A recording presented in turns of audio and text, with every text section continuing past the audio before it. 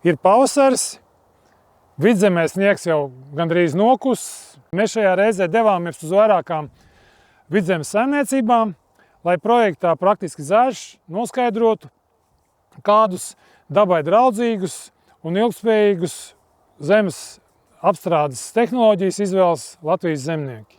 Šobrīd mēs atrodamies Cēsu novadā, Gaujas Nacionālā parka teritorijā, vienā no Latvijas vienīgajiem pagaidām bioreģioniem. Un zemnieku saimniecība Kalna Smīdes, kurā apsaimnieko vairāk kā 500 hektārus, tātad arī ir izšķīrusies par šīs augsnes minimālās apstrādes tehnoloģijas pielietojumu. Un šeit man aiz muguras ir viens tāds agregāts skaists, Lemken Karāt 10, tātad rugains kultivators, 5 metru darba platums. Un, protams, kad šāda agregāta pārvietošanai ir vajadzīga arī nepilni 400 zirgspēki tehnika. Tā kā tas viss mūsu rīcībā ir. Apstākļu sakritības dēļ investējām šī agregāta iegādē 2024. gada nogalē. Un, kā jūs saprotat, tad šis agregāts ir savu pirmo sezonu aizvadījis. Un jāsaka tā, ka tās cerības, ka ar šo augsnes apstrādes veidu mēs varētu vienā piegājienā sastrādāt augsni un tālāk veikt šo sēšanu, nekādā veidā nav materializējušās.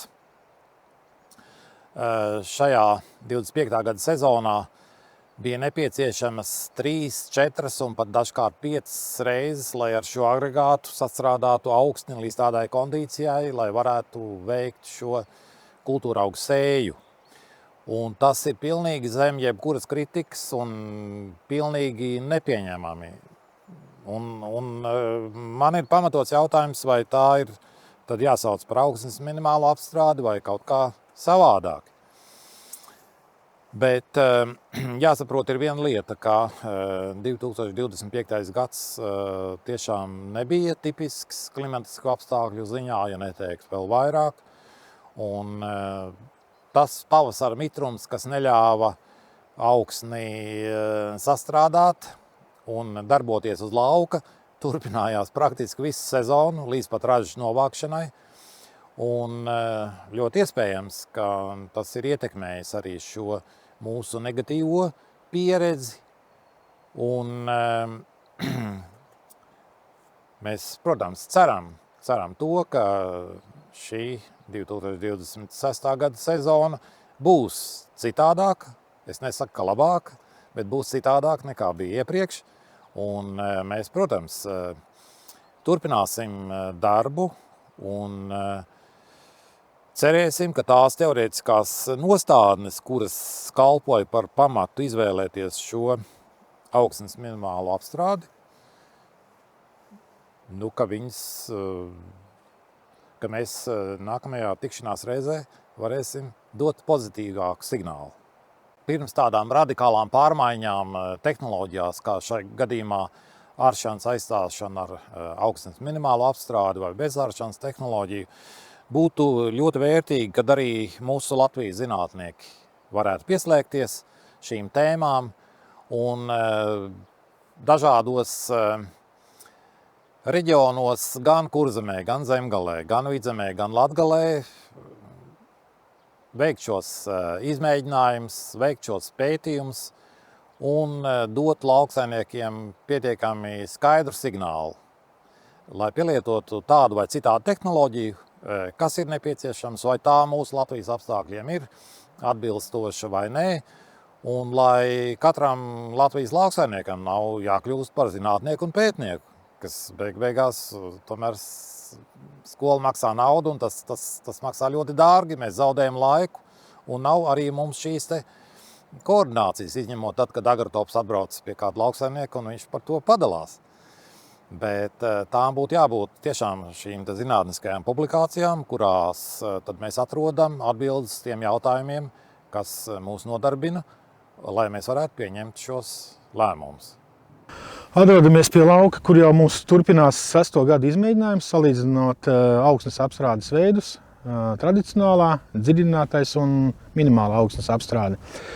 Visus gadus ir pierādījies tas, ka mūsu saimniecībā tas labākais variants ir pagaidām tā tradicionālā aršana, ja, kad tās ražas atšķirās no gada būtiski vai ne, bet līdz pustonnai vismaz, ja ne līdz pusotrai tonnām ir atkarībā no gada. Ja, tā kā tas ir tāds mūsu secinājums.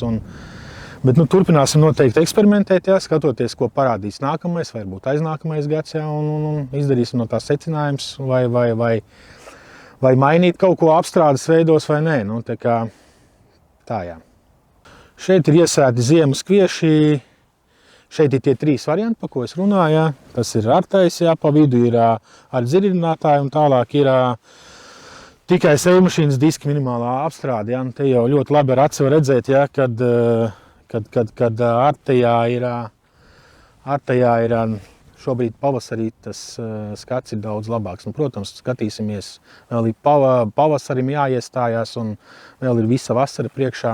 Tā kā brauks ar kombainu, tad redzēs, ja, tad jau parādīs to, kurā variantā ir tā ražība. Pārstāvot Agroresursu un ekonomikas institūtu un viesojoties ļoti daudzās saimniecībās, praktikas saimniecībās, viennozīmīgi var apgalvot, ka nevienā no saimniecībām praktiķi nevēlas savu zemi piesārņot, vienmēr cenšas domāt par to, lai saglabātu augsnes auglību. Un tas jau ir mūsu lauksaimnieku pamat uzdevums – strādāt ilgtspējīgi. Šobrīd tās ilgtspējīgās tehnoloģijas iet 4 virzienos, es tā paskaitīju. Pirmkārt ir šīs minimāla augsnes apstrāde, nākošais ir augu seka un augu maiņas ievērošana, precīzās tehnoloģijas un starpkultūras. Un neatkarīgi no tā, kurā saimniecībā esam, saimnieki ir sapratuši, kura no šīm tehnoloģijām viņiem piemērotākā. Un konkrēti, ja runājam par Roškalnu saimniecību, tad viņiem ir specifiskas augnes un viņi ir izšķirušies par to, ka aršanas tehnoloģija viņu saimniecībā nodrošina augstāku ražas līmeni.